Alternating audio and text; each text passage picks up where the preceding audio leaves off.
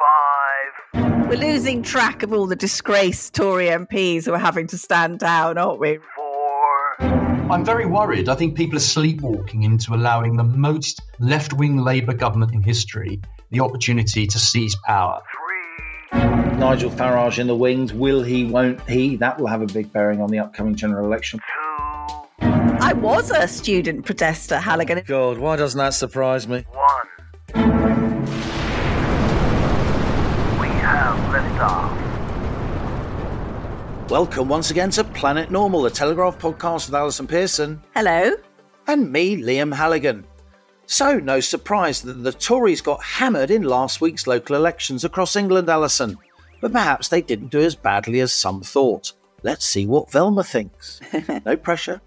Is the plot to oust Rishi Sunak now over? Or could rebel Tory MPs, concerned that the Prime Minister isn't Conservative enough, still move against him before a general election expected this autumn? Sunak's immediate attempts to rebuild post-local election party morale have been shattered by the defection of Dover MP Natalie Elphicke to Labour just a fortnight after another Tory, Dan Poulter, Central Suffolk and North Ipswich MP, also crossed the floor. Ben Houchen remains Tees Valley's mayor, a rare Tory gain, but Reform didn't stand against him. But Reform did stand a candidate for West Midlands mayor, which led to the ousting by a whisker of Tory incumbent Andy Street. Shadow Chancellor Rachel Reeves meanwhile accuses ministers of gaslighting the public when it comes to the economy. The UK is pulling out of recession and interest rates are set to fall, bringing relief to mortgage holders and indebted firms. But any claims the cost of living crisis is over would serve only to show, in Reeves' words, how out of touch the Tories are with the realities of ordinary people's lives. And what does gaslighting mean anyway, co-pilot? I've heard my kids use it a few times, but I've never really understood it. Before we get going, let's quickly remind listeners of our Planet Normal event. Hooray! On Wednesday, the 29th of May at Cadogan Hall in central London, a live recording of our 200th episode. How exciting! More details at the end of the show. But let's start, Allison, by reflecting first on recent student protests against Israeli assaults on Gaza seen in Oxford, Cambridge, and various other UK universities. Copycat demos following some pretty serious unrest on campuses across the US. Were you a firebrand student protester, Allison? Did you wield banners while wearing monkey boots amidst the dreaming spires? I think it was Frederick Raphael who wrote that rather good novel about Oxbridge or Cambridge. And he described it not the city. He said Oxford was the city of dreaming spires and Cambridge was the city of perspiring dreams. Anyone who knows his work would know that was typical of his rather clever wordplay. I was a student protester, Halligan. Oh, God, why doesn't that surprise me? You must have been insufferable. God. Well, not much shame. Dungarees? Did you have the dungarees on? Yes, green dungarees. How many times have I got to tell you, Halligan, that my Cyclists Against the Bomb badge was single-handedly responsible for Gorbachev introducing glasnost? As we know, we Cyclists Against the Bomb don't get enough recognition for our part in the fall of the Berlin Wall. In the history of geopolitical thought. I think each generation probably thinks their protest is more interesting and valid, don't they? I mean, I look at these kids now, they're camping in exactly the same spot where I sat in a cage for Amnesty International on the narrow strip of grass outside King's College, Cambridge. I think I sat in there for several hours, got quite a damp bum, but ended up on the front page of the student newspaper, which was called Stop Press. We were anti-apartheid in those days, Liam. So you were damp bums against apartheid. I certainly was. And Nelson Mandela was, of course, hugely grateful for my contribution. There was a very funny story about my beloved partner in life, who, as you know, Liam, is not political at all. And we did overlap briefly at Cambridge as students, but fortunately I never met him because I was in my Northern Cagoule scowling phase and he was in his four-piece tweed T.S. Eliot memorial suit. So it was very lucky that we didn't meet. But I did say to him once that I had picketed Barclays Bank, which was South African, of course, Barclays, and was heavily bound up, as we saw it, in the evil apartheid regime. And Anthony said perkily, "Oh, I opened an account at Barclays Bank." in that year. So probably the first words I exchanged with him were fascist scum. Out, out, out. Out. Yeah, exactly.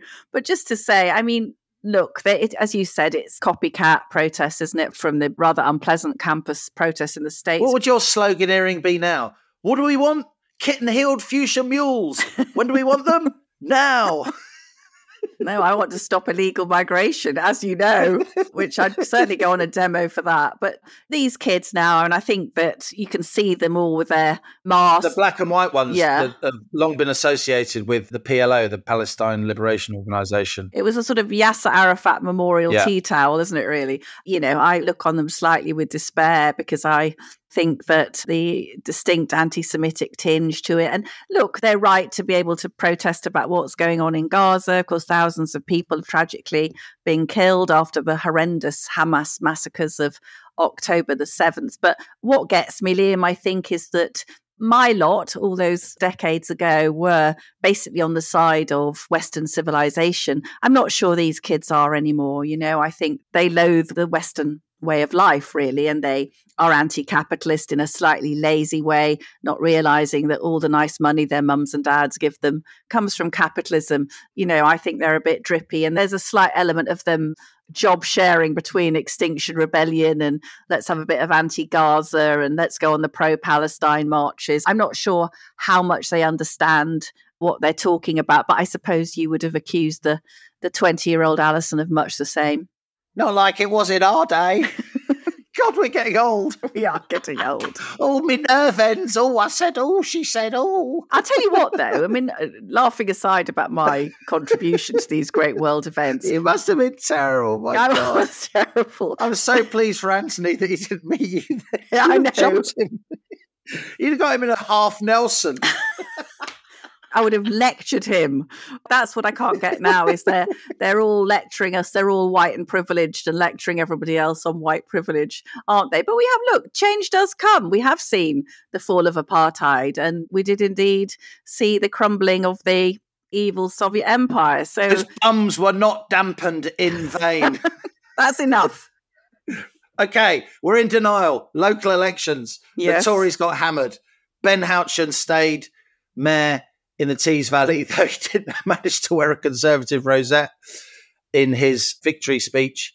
Sadiq Khan, of course, won in London against a creditable performance from Susan Hall, the Tory candidate, I must say. And Andy Street lost in the West Midlands, despite a lot of local popularity. And he lost, Allison, as you pointed out, because Reform stood against him, but Reform didn't stand against Ben Houchen. No, that's right. In fact, it was a dreadful day and night, wasn't it, for the Conservatives? They actually managed to do even worse than the worst predictions. But yeah, I mean, of 11 mayoral places being contested, the Tories held only one, which was your mate, Ben Houchen, in Tees Valley. But he's built up a fabulous local personal brand, hasn't he? So he was sort of bomb-proof against the falling Conservative fortunes. I thought it was a great shame, actually, that Andy Street was deposed as mayor of the West Midlands, a guy with great business experience at John Lewis. Joined as a trainee, ended up running the whole shebang. Pretty impressive. And I've reported from Birmingham a fair bit over recent years, interviewed Andy Street a couple of times. There is genuine local respect for him, not just among the population as a whole, though, of course, not enough this time round, but I sensed among even opposition councillors, other Labour local politicians. He did a good job in the West Midlands. And I think he will feel that loss. And I could see him coming back to Westminster, actually. I can see the Tories trying to find him a safe seat, if there is such a thing. I've been saying that for about a year, banging on no such thing as a Tory safe seat. But he did lose to some Labour guy who I didn't think looked particularly impressive, with a very brief CV. And Andy Street lost. The Labour guy got 225,590 to 224,082. And that was clearly because Reform had stood and pinched those votes. And I understand. And across an electorate of about 600 odd thousand, you know. Yeah. But I think that going back to the general picture of these local elections, and there was this by-election in Blackpool South. We're losing track of all the disgraced Tory MPs who are having to stand down, aren't we, really? Can never remember whether this is the one who was lobbying, unfortunately, in Parliament for nefarious people. We need to set up a situation room, like we're sort of investigating a massive crime, people's photos on the wall with bits of thread strung between them. And then in the centre, a picture of several Brazilian rent boys who link all the Marcuses and Richards. Oh, my God. We're looking for a pattern here. I can't quite sense what it is. Who's going to win the election? Who's going to lose? But as you said at the top, Liam, Velma, let's say we haven't heard of Velma for a while, have we? No, you are Velma for new listeners. The geeky one out of Scooby-Doo. And I am, Lulu. Hey, Scoobs. I'm Scooby and Shaggy. You are Scooby and Shaggy. I always wanted to be Daphne, but I've ended up as Velma with the glasses and the spreadsheet. But so Blackpool South, quite a low turnout, which is what we've been seeing. This is the 11th by-election that the Tories will have lost in this Parliament. But this is bearing out a theory that we've been exploring, haven't we, on the podcast? So Blackpool South, quite interesting, was a Conservative seat for 50 years after the war, and then Labour won it briefly, and then this Tory guy snatched it back in 2019. It didn't have a huge majority, about 3,500. So Labour did win Blackpool South last week with a vote of 10,825. That was a swing of 20%. And the Conservatives were 3,218, Liam. But Reform was very narrowly pipped to third with 3,101. So that was literally 117 votes away from Reform being in second place. And if they can start coming in second place, in various constituencies, that is going to have a seismic effect. But I think the thing, this is where we get to the really nerdy nitty gritty, is that in the 2090 general election, the Tories won Blackpool South with 16,247 votes. So even if we assume that 3,000 of those votes this time at the by-election went to Reform, Liam, you've still got 10,000 former Conservative supporters in Blackpool South who stayed home, right? So this is the pattern now we're seeing, is that the Tory voter absolutely refusing to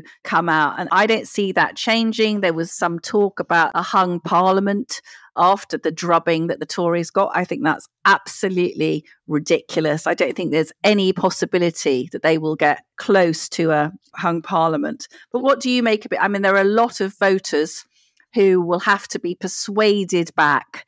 And it doesn't look to me like Sunak's got the making of that, really. I think it was obviously a terrible night for the Tories. And as Velma says, Reform stood in only a fifth of seats. Now, under Richard Tice with Nigel Farage in the wings, will he, won't he? That will have a big bearing on the upcoming general election, whether or not Nigel Farage returns to frontline politics in the UK ahead of the general election by spearheading Reform. I see quite a lot of Nigel Farage, of course, at GB News, and I genuinely think that he still doesn't know. He's at a point of maximum power now because everyone's wondering what he's going to do. But I think that's genuinely unknown at the moment. And I think also, while it was a terrible night for the Tories, Sunak has probably done enough for now to see off the plotters. There were people in the House of Commons who have been agitating to remove him. There's talk of letters going in to Sir Graham Brady. We'll hear more about that later in this episode when we talk to an influential Tory backbencher on the right of the party. There is this groundswell of opinion among MPs that Sunak simply hasn't been conservative enough and he needs to become more conservative. That's why, he did some 3 announcements just before the local election, didn't he, on immigration and defence and on borders more generally. So I do think that plot for now is over. The question is, will it rear its ugly head again if there are more defections to Labour, if there are more by-elections for whatever reason? So can the Tories hold it together long enough for the economy to improve to a palpable degree so they can get some kind of bounce from the economy? Not enough to help them win, but at least enough to limit the landslide. I don't think it's that Sunak's done enough to see off the plot. I think the plotters have just thrown their hands up in the air and decided there simply isn't enough time to get a new leader installed and to make the changes that would be necessary to convince the voters. I mean, I think that, Robert Jenrick, former immigration minister, has just outlined a new plan for migration. And he has warned Rishi Sunak that Tory voters are on strike and that they need to be honest with the public about the mistakes of the past. But one cabinet minister said that Rishi needs to own his own shit. I don't think we are seeing a massive rallying round him, Liam.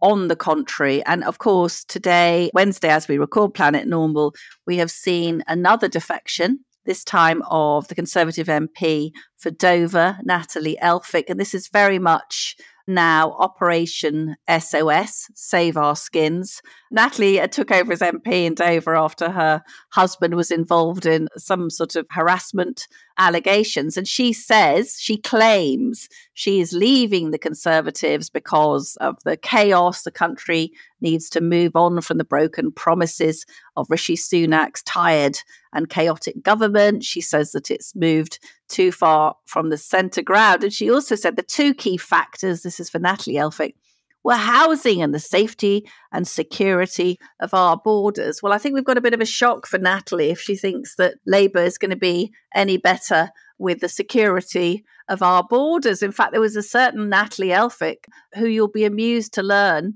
was a year ago said that she was very worried that Labour was out to defy the British people in their attempt to bring mass immigration under control. So Natalie has, bless her heart, has changed her mind. And who would claim it was because she could see the end of her career looming in the next 6 months? The expectation is, from what she said, that she will stand down at the election and Labour will field another candidate. So maybe she's just trying to stab the party that got her into power in Dover as she goes out the door, maybe to try and get herself some publicity for whatever reason. I don't know. But it is damaging, and I'm sure there will be more defections as the weeks go by, kind of drip by the Labour Party. I mean, will people end up with peerages? Yeah. Other kind of patronage? We just don't know. I think what's really important in terms of politics now is the economy. I was with Rachel Reeves earlier this week. She gave a speech in the City of London, and she's accusing ministers, the Tories, of gaslighting the British public over the economy. In other words, if there are improvements in the economic data, and there will be improvements tomorrow, Friday, the day after Planet Normal's released, because the GDP figures are almost certainly going to show, when they're published by the Office for National Statistics, that Britain has indeed pulled out of recession.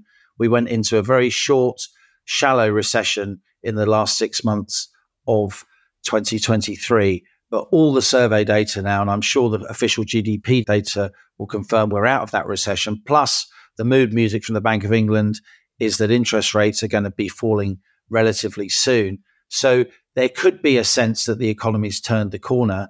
Labour's absolutely determined that the Tories aren't going to wring any kind of favour out of that by saying that if ministers try and claim the cost of living crisis is easing, then, quote, that shows how out of touch they are with the lives of ordinary British people. And it's true in the sense that a tiny little upturn and tax cuts, which don't help pensioners because they're national insurance cuts, and a relatively small, anyway, in the grand scheme of things, 900 quid a year, they're not really breaking through. And Labour are determined to turn the narrative against the Tories with the use of this term gaslighting. I mean, who even knows what it means? But I'm sure party strategists are happy because it's led to a discussion, and we're having one now on Planet Normal. What is this term gaslighting? I think I'm remembering this right. I think there was a novel or a play which was called Gaslighting. And I think the idea is that now we call it coercive control, don't we? You gaslight someone by giving the impression that something is true when it clearly isn't, and kind of drive them mad, I think. So I think what Rachel Reeves is trying to say is that the Conservatives are gaslighting the voters by trying to make them think one thing about the economy when quite the other is true. But of course, Liam, we, with our kids in their late teens and 20s, we're used to being told that we're, whatever it is, guilty of a microaggression. Guilt tripping them, gaslighting them. I think gaslighting is basically what someone throws at you when you're trying to show them a contrary position and you're producing evidence, facts, solid reasoning, logic. Oh, you're gaslighting me, you're gaslighting exactly, me. I actually had a conversation with one of the Labour apparats, if you like, at that Rachel Reeves speech about the term, and we discussed that it actually comes from a film, an Ingrid Bergman film in the early 1940s. That's right, yes. A kind of thriller mystery about a man who tries to drive his wife insane, and she ends up having a nervous breakdown. But Labour have very deliberately used this term because they know it's a younger generation term, and they know that lots of middle-aged hacks are going to have conversations like this. What's she even talking about? But Labour are now so electorally confident, they're into not rebuttal but pre-buttal. That's the Blairite term, and I would not be surprised if the various Blairites surrounding the Labour leadership at the moment, not least one Lord Mandelson, who we know so well, is introducing these tactics because they proved so electorally effective in 1997. But this isn't 1997. That's the difference. That's the only hope that the Tories have got, because Labour's support is wide, but it is shallow. I don't think there's any way they can turn around this election, but I do think there's a lot that can happen between now and the country going to the polls, which looks increasingly as if it is going to be somewhere between mid-October and mid-November. Well, Keir Starmer's punishing dullness has him on minus 31 satisfaction, which is marginally better than Rishi Sunak. But, we've said this, haven't we? There just isn't that sort of drumbeat of anticipation and excitement that there was in 1997 with some very impressive Blair, Brown, all those extraordinary people who were ready to come in. And actually, talking about this thing about whether there would be a hung parliament. I mean, what these elections, the local elections, didn't even show us, Liam, is that there weren't any results in Scotland at all. So Labour would expect, with the SNP in its interesting transgender phase, probably set to lose 25 seats to Labour. In fact, the Lib Dems picked up more council seats than the Conservatives did. But the fact is, what's going to happen, I think, is we're going to see a lot of those votes for the Lib Dems and the Greens. I mean, Wales, Labour have got there are 40 odd seats in Wales. Labour have got sort of 20 odd. And they're going to build on that, aren't they? So, as you say, Scotland and Wales not being in the local elections skewed the result away from Labour, because in Scotland and Wales, they're likely to do quite well. My Wales is basically they really are being gaslit. They're under the coercive control of the dreaded Drakeford. Vaughan Gethin now. Vaughan Gethin. It's changed. Do keep up. I do. No, I know who it is. Velma's specs are getting fogged up. Moving from one uselessness to the next. But Rachel Reeves did say, Liam, this is forecast to be the first parliament on record with living standards actually lower at the end than at the start. Now, I guess we could point to the fact that we've had COVID and Ukraine and all sorts of major events to make that so, but that is still a pretty damning charge. And something I wrote about this week in my column actually was this phenomenon we've seen with lots of Muslim council candidates standing for the Greens. So we've got this bizarre alliance now where the Greens, which used to be, save the otter.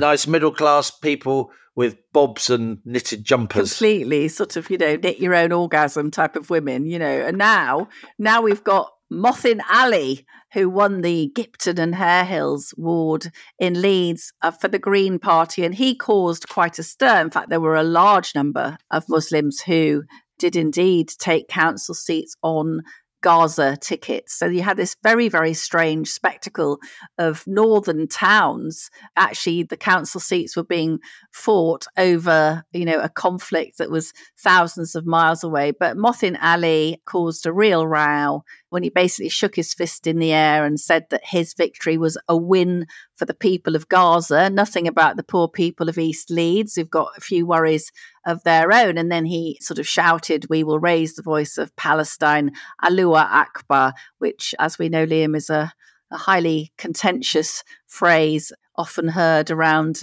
terrorist acts. So I think I was quite horrified watching his victory speech. We think of our politics as being mercifully secular. And what we were seeing in various of these wards was an aggressive and kind of pretty alien spectacle, which I think was confirming the failure of multiculturalism in our country, which is now breeding what could become a very toxic sectarian politics.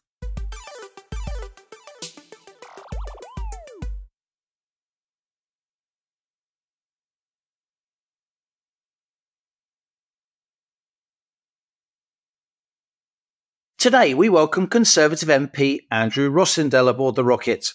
Born and brought up in Romford, where Essex meets Greater London, Rosindell's represented the constituency of his birth since winning the seat in 2001. A committed Brexiteer, he was among the 28 Tory MPs who originally rebelled against Theresa May's Brexit withdrawal agreement in 2019. And while having served on his party's front bench in opposition, as a shadow Home Office minister under David Cameron, Rosindell's made his name largely as an influential and courageous backbench campaigner. Who better, we thought, to take the mood of the parliamentary party in the aftermath of last week's local and mayoral elections, widely seen as a disaster for Rishi Sunak? Is the Tory backbench plot to oust the Prime Minister before the general elections really over? Could it be resurrected if Sunak fails to do what the rebels want, moving towards what they see as more traditional Conservative policies on tax, immigration and defence? I started by asking Andrew Rosindell for his reaction to his party's local election performance. They're pretty disastrous, aren't they? It's really bad for the Conservative Party that we're now losing so much support from our core voters. And I think there's a lot of disappointment, there's disillusionment about the government, about the party. But I have to say, I think it's generally disillusionment about politics in this country. There's a feeling that not only that nothing works, but the people we vote for, the people we elect, don't really seem to have the power to do very much. Everything seems to be a process. Everything seems to be controlled by people we don't elect, civil servants and public bodies that seem to make their own decisions. And the actual people like myself who stand for election seem to have very little influence over what happens. And I think that's the root of our problem. And I think for the government to get back on track, we've got to show that we're in charge again. Andrew, what do you say to those in your party, your fellow Conservative parliamentarians, who think the answer to your party's electoral woes is to go in the direction that you would feel is less Conservative? Well, I think it's bonkers. I think the reason why we're losing votes is because we were elected on a clear Conservative mandate with an 80-seat majority, and we appear, certainly in the eyes of a large numbers of the public, that we haven't actually delivered on the things we said we would do. We've in fact gone in a very different direction. Now, lots of that is, I'm afraid, to do with the consequences of lockdowns. And I think we need to talk about this a bit more, because I think the lockdowns did huge long-term damage to our country, to our economy, to the mindset of the British people, and we're suffering the consequences of that. And a lot of problems we're facing today are a throwback from that period when I think, personally, foolishly, we locked down the country for 2 years on and off. And I think there are consequences to pay for that. However, I actually think the period of the pandemic and the lockdowns could have been an opportunity for the government to actually reduce layers of government. For instance, a good example of that would have been the Greater London Authority. I think the mayor should have been stripped of his control over TfL. I don't think we should have allowed the Scottish and Welsh First Ministers to have power. It should have been a UK-wide matter. So a lot of it, I'm afraid, dates back to the lockdowns. We're suffering from the consequences of that. But the party and the government has lost its radical edge. If we want to win the next election, we have to deserve it. And to deserve it, we've got to show we've got a vision for the country. And a vision for the country needs clear, strong leadership. And Rishi Sunak has a window of opportunity now to show that he understands what the country needs and to get on with the job. If he doesn't, I think we've got big problems coming down the road later in the autumn. You genuinely think that the UK's experience of lockdown, because so much of the public did give up freedoms, because we did become more statist, because a lot of families were entirely reliant on government handouts, so-called furlough. Do you think that's made the country systematically less Conservative? It's taken people's eye off the ball. I believe that Britain, and any country, of course, can be strong and prosperous and successful But it's down to the people themselves. Governments can't make the country successful. They can provide leadership, they can provide structure, they can provide sensible laws. Unfortunately, we've got into the mindset where the people are now just depending on the government to solve every problem and fix every issue. Equally so, we've spent huge sums of money. What is it, Liam? You know better than me. 400 to 500 billion we've borrowed to pay for the pandemic.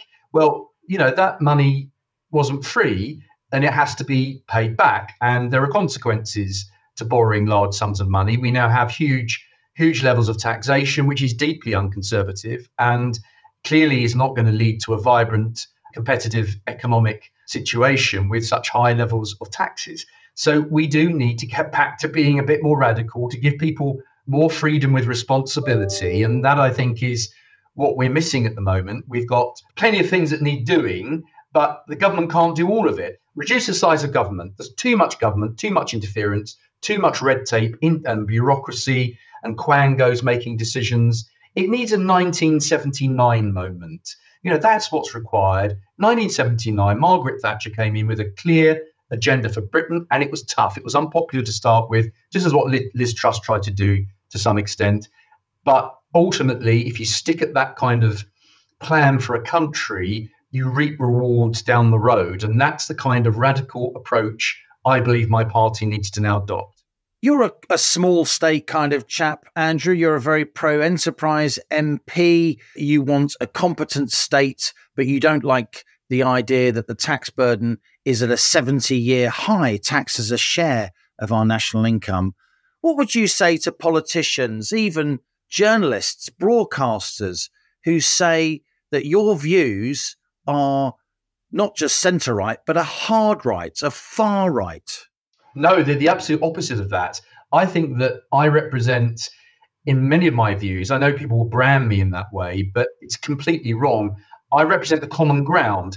I think that most people want to see small government. They don't like government interfering in their lives. Look at the latest thing the government trying to do at the moment, ban the smoking. I mean, we all want kids to not smoke. Of course we do. But banning things and taking away people's freedom is not the way to do it. So I think that we do need a small state. And I do think that most people don't like overbearing government, high taxes, bureaucracy and red tape. They do want to see their town halls and their government departments open for business and civil servants and local government officers back to work. They do want to see things returning to normal. But equally so, we need government to have a vision for this. Unfortunately, we're still bobbing along the bottom. We haven't quite got out of that lockdown mindset. And I think that in the next 6 months, and we only have maximum of 6 months left. Well, I suppose we could go to January, but I would imagine it's going to be maximum of 6 months. The Conservative Party has a chance. It has a chance to show that we've got a vision for the country which will get Britain back on track. That is what's needed. I don't think Labour have any ideas that are better than ours. In fact, I think in many areas, they have no ideas at all. They have no concept of what needs to happen. It seems to me they want to be in government for the sake of being in government, to kick us out so that they can be in instead. They don't really have a clear idea of what the country needs. I think the Conservative Party still has that ability. It still has that possibility that we can show strong leadership again, but we are running out of time. So let's cut to the chase, Andrew Rosindell. You're not just an observer in this debate. You're a player. You are one of the backbench MPs who could very easily hand in a letter to your friend, Sir Graham Brady. Maybe you even have. He only needs to receive 52 letters, then we're in no confidence territory. And yet you're talking about Sunak having a window of opportunity. Is the plot to remove the Prime Minister before a general election resting, or is it over? Well, I'm not involved in any plot. I haven't sent a letter into Sir Graham Brady, and I have been speaking to the Prime Minister. I've never actually put a letter in against any Prime Minister. You know, I'm very much committed to the party coming together and for us to win the next election unified. But look, we all know that there are times when changes have to happen in order to win. That happened 5 years ago when Theresa May stood down and Boris Johnson came in, and things were turned around within 5 or 6 months. So I'm not saying that's going to happen again, But I do think Rishi needs to think long and hard about where we're going. He has done everything he possibly can to get us into a better economic state, and it's very slow, but we are gradually getting into a better economic position. But is it going to be enough for us to win the election? He needs to think long and hard about where we're going. I think by the Whitsun recess, we either need a very clear, strong agenda for Britain, where the British people can actually think again and stop a left-wing Labour government from being elected, give them the opportunity to vote for something clear and positive, which is going to put the country back on track. And if Rishi isn't going to do that, then clearly, the party and Rishi are going to have to think again. So I am confident that in the next few weeks, the party is going to come together and there's going to be a clear new approach. We cannot go on as we are. We need to refresh the government. We need clear, strong, radical policies. He needs to bring people back who have been pushed out. It's no good having a government of technocrats, government of administrators. We need a government with a strong conservative vision for Britain. The weather's getting better. The number of small boat crossings are likely to go up. Already so far this year, on the latest numbers, there have been more crossings than in 2023. Andrew, do you think the UK needs to leave the ECHR in order effectively to tackle the small boats crisis? Or do you think we can do it from within the ECR framework, maybe with derogations or clauses that we can insert for our own domestic purposes? Because this really has become the litmus test for many Conservatives, hasn't it, of whether or not Rishi Sunak is serious about tackling this crisis. I doubt whether we can do that before the election. I think there's lots of things I'd like the party to adopt as policy to try to get them through before the election, but I don't think we can, because within the parliamentary party, there wouldn't be a majority for it. But we have to be radical, and we have to stop worrying about what everyone else is going to think about what we do. Start thinking about what's in the interests of Britain. And it's clearly in the interests of the United Kingdom that we are sovereign in our own land. Now, we left the European Union for that purpose, but we forgot about the ECHR, which now has far too much power, disproportionate power over what happens. Now, this is Labour's fault, of course. It was Tony Blair that brought in the Human Rights Act, which embedded the ECHR into British law. Before that, it was purely advisory. We've also got the Supreme Court. So we need a radical plan to change all this. And getting out of the ECHR, I now think, is unavoidable. It's not impossible, but I don't think it's likely. I think we haven't made that commitment. So I think from a democratic point of view, it should be in our manifesto. And if the manifesto's got to include lots of radical new ideas for the country, and if we do that, we're going to give the people a clear choice. At the moment, it's which centrist, slightly left of centre, slightly right of centre, do we have Keir or Rishi? There needs to be clear divide, a clear choice the British people have to make at the next election. At the moment, it's not clear enough. At home over the weekend, I was watching the Sunday morning political chat shows, as you do if you're a political obsessive like you and me. But I was struck by the number of commentators who said that the public don't really care about immigration, that it's a Tory obsession. It's all about the party turning in on itself. What do you say to that? I think they're completely out of touch with what the average man and woman thinks in this country. Look, London seems to be in a very different place than the bulk of the rest of the country. I'm an Essex MP, although unfortunately we're stuck in Greater London.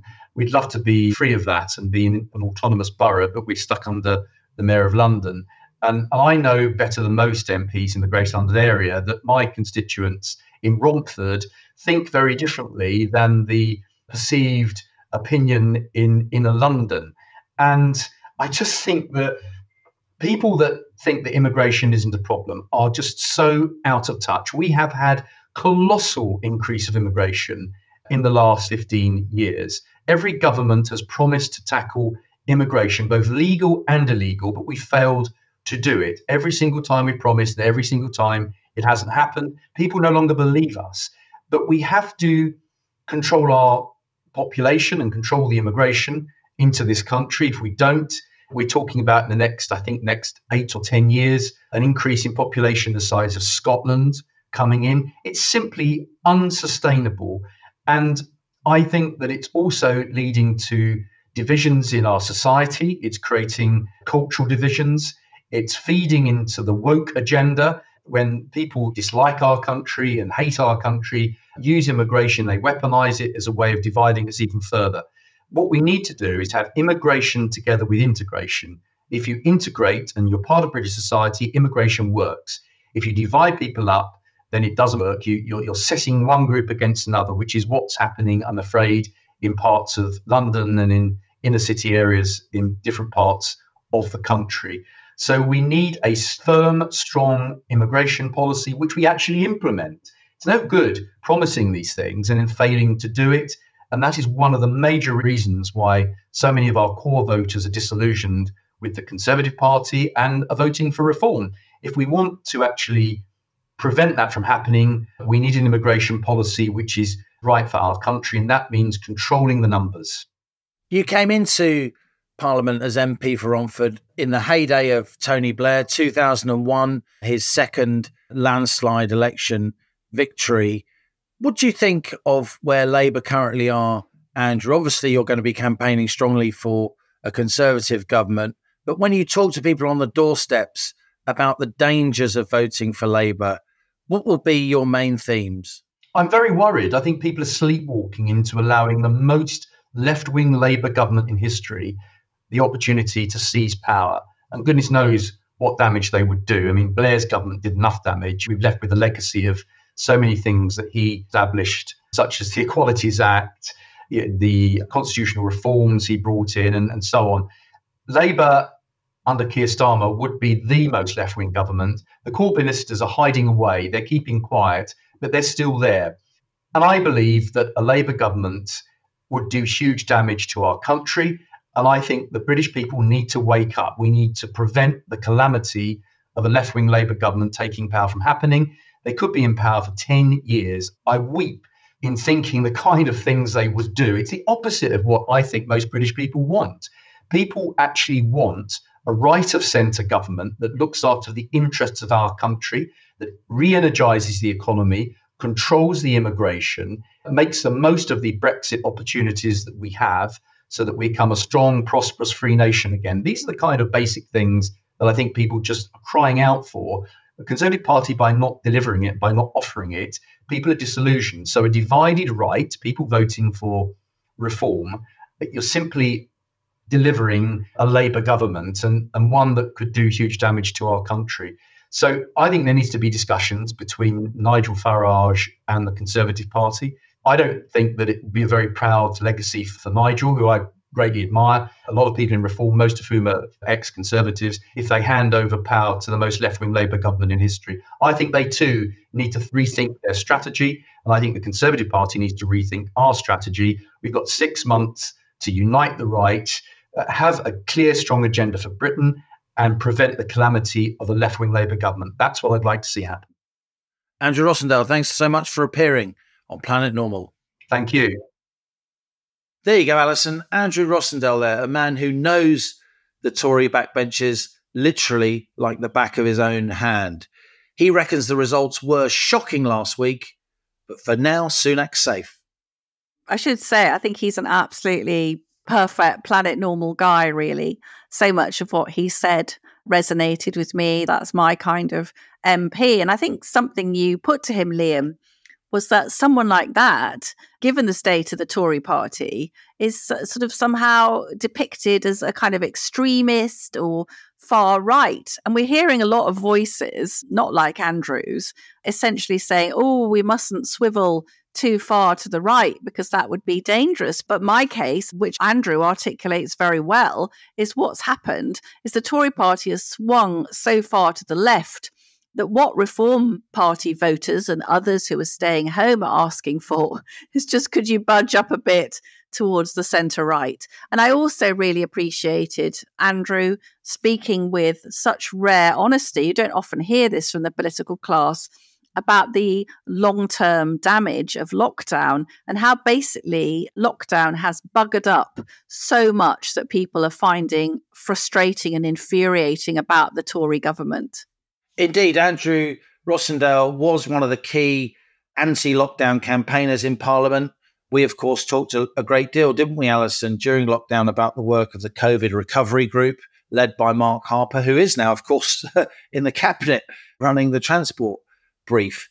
It seems to me that Andrew Rosindell and some of the rest of us, for that matter, won't get any credit as the various warnings we gave against lockdown become more and more true in terms of the damage to people's health, the extension of NHS waiting lists, because the NHS was basically shut down during lockdown unless it was tackling COVID. The fact that mental health issues, worklessness have exploded really as big social phenomena now in the UK since lockdown.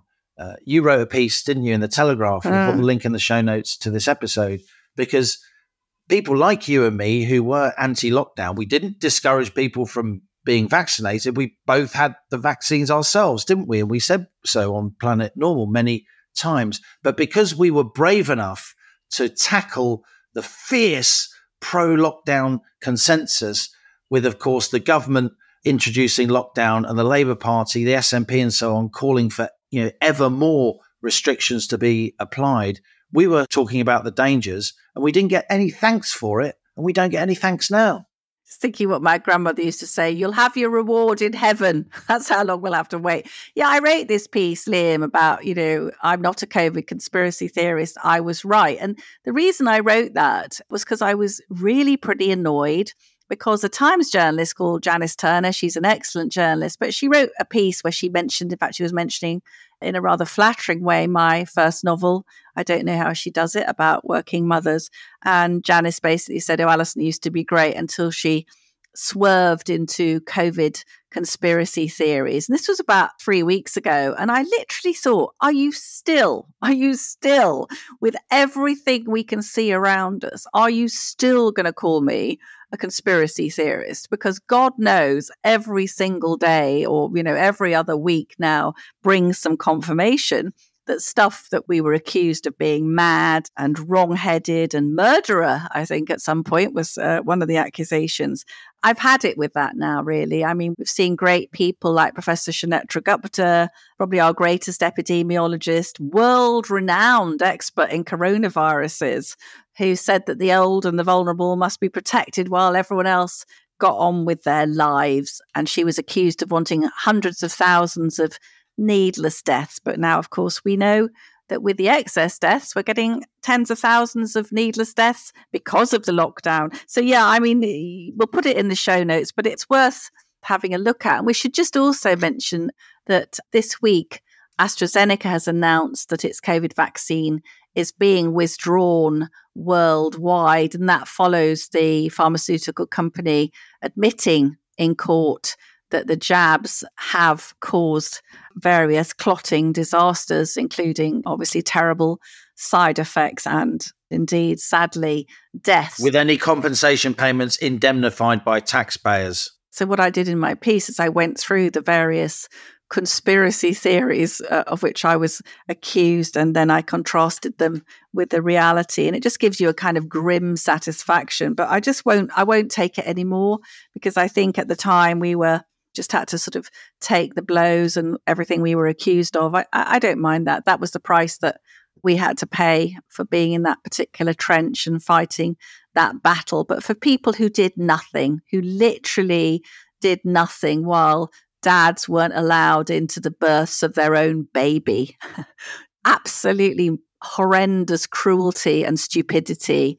And nobody said anything. So few journalists said that really can't be right. So we'll always be proud, won't we, Co-Pilot, that, we stood up against the insanity, really.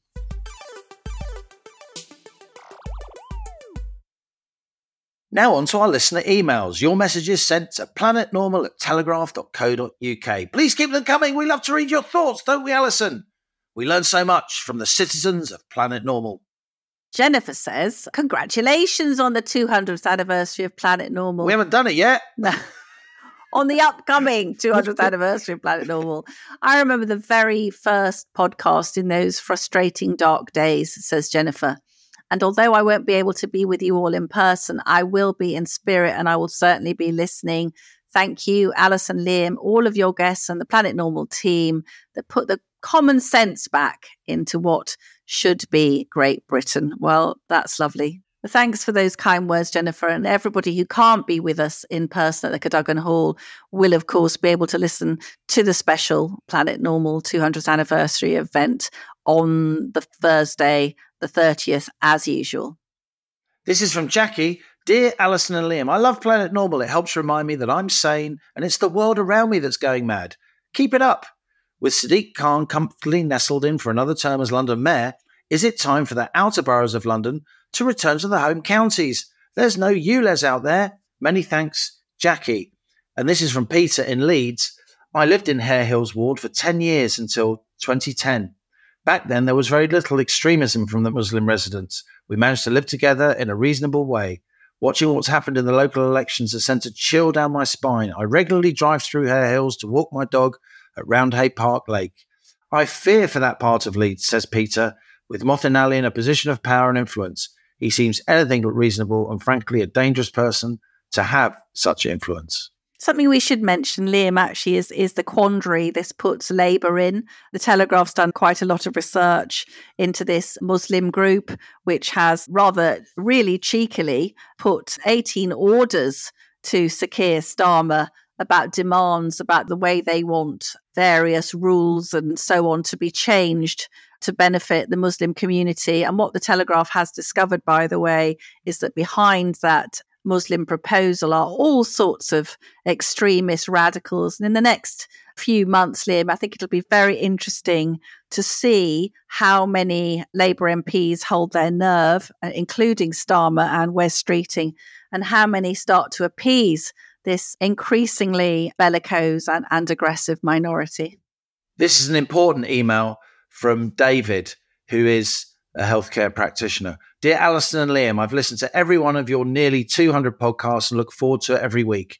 It was particularly gratifying to hear you speak honestly about COVID vaccine injuries and deaths. I got the impression that the dam finally broke while you were talking and honesty came out. I do hope that you don't regret it and build up the dam again in future podcasts.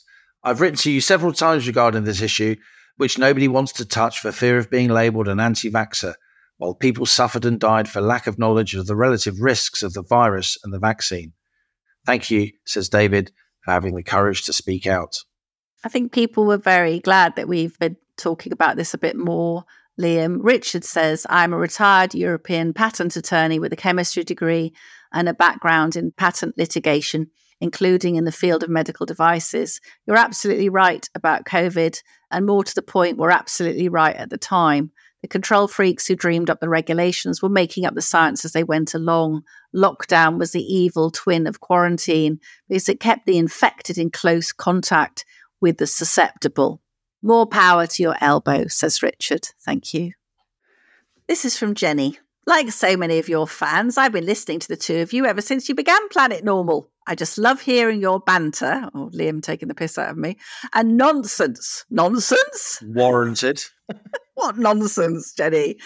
Your banter and nonsense, as well as all the gold nuggets that get dug up during your conversations. It really does make me feel that while there are folk like you around who can reach so many, perhaps our country won't sink into the sea, along with my erstwhile beloved Conservative Party, whom I can't help but think is doomed. Entirely its own fault, I have to say, says Jenny. But to echo so many others, she says, do please keep on cheering us up, Planet Normal. That's lovely. And so that's it from Planet Normal for another week as we leave our sanctuary of sweet reason, our flying refuge of reason views. Email of the week. It's your turn, Allison. And it's going to Jennifer, who cannot join us at the 200th anniversary event. But I hope, Jennifer, that getting a rare as rocking horse poo Planet Normal mug will make up for that and raise a mug to us when you're listening to the anniversary podcast. So send an email, Jennifer, to planetnormal@telegraph.co.uk, and in the subject heading, put mug winner. Give us your postal address and we'll send that Planet Normal mug straight to you. And finally, another reminder about our upcoming Planet Normal event. We will soon be recording our 200th episode of our Voyage of Right Thinking at a special live event on Wednesday, the 29th of May at Cadogan Hall, which is very close to the Telegraph's headquarters in Victoria, central London, starting at 7 p.m. We've sold a few tickets, haven't we, Halligan? We certainly have. We're proud to have reached this milestone, Allison. We couldn't have done it without you, our wonderful, wise and loyal Planet Normal listeners. And we'll be joined on Wednesday the 29th of May by two fantastic guests, novelist extraordinaire Lionel Shriver and former Tory Cabinet Minister and Telegraph columnist Lord David Frost. It's going to be a lovely combination. Two of my favourite talkers, and I think Lord Frost may be persuaded to explain to us why he was not allowed to be on the candidates list to be a Conservative MP. A quite extraordinary story. Do grab your tickets, they're going fast. Well over half the seats in Cadogan Hall have already been sold, but there are still some tickets available for subscribers on the Telegraph's website. Link in the show notes to this episode. Please join us on Wednesday the 29th of May for a special live extended 200th episode of Planet Normal. And as we speed away from our beloved Planet Normal, the madness of Planet Earth comes back into view. Thanks as ever to producers Isabel Bouchard, Cass Ho and Louisa Wells. Stay safe and in touch with us and with each other. Until next week, it's goodbye from me. And it's goodbye from him.